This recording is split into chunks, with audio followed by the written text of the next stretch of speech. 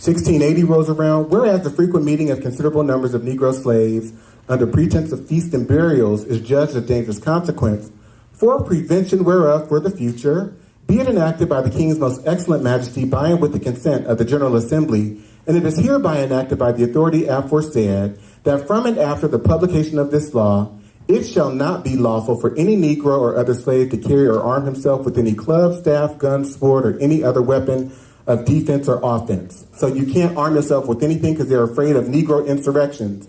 How many of you understand that black people are fighting back at this point? And they are fighting back in droves. Because if you have been given a legal right to murder, rape, kill, it's also, everyone say pedophilia, is a white, legal, moral, economic institution. This culture, and this is being done, let me say it again, by Christians. So it's maniacal, it's diabolical. Turn to your neighbor and say it's psychopathic. Okay. And such permission not to be granted, but upon particular and necessary occasions. And every Negro or slave so offending, not having a certificate as aforesaid, shall be sent to the next constable, who is hereby enjoined and required to give the said Negro 20 lashes on his bare back well laid on. So if you don't have that piece of paper, you're going to get 20 lashes, okay?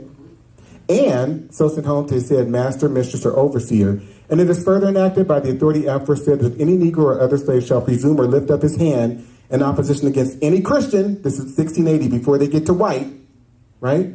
For every such offense, upon due proof made thereof by the oath of the party before a magistrate, having received 30 lashes on his bare back well laid on. And get this.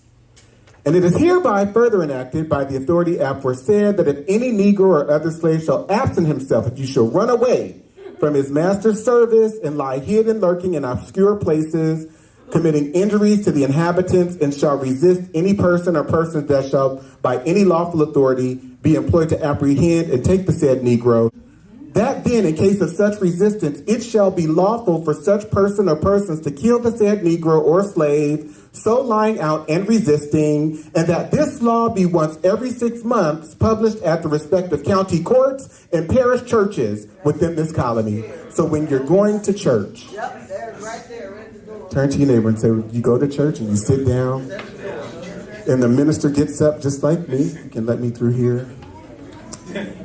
And I say, I have some announcements to share with you. I have some announcements. So you know we have this new law that says that black people cannot be caught without a certificate. If they are, you can turn them in to the nearest judge and have them stripped and beaten, okay?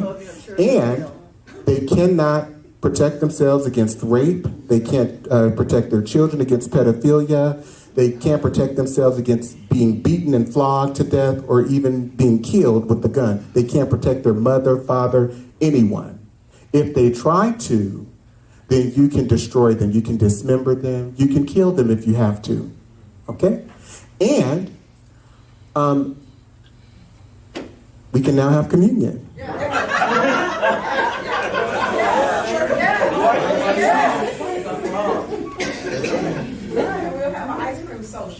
I was wondering where the scripture came in.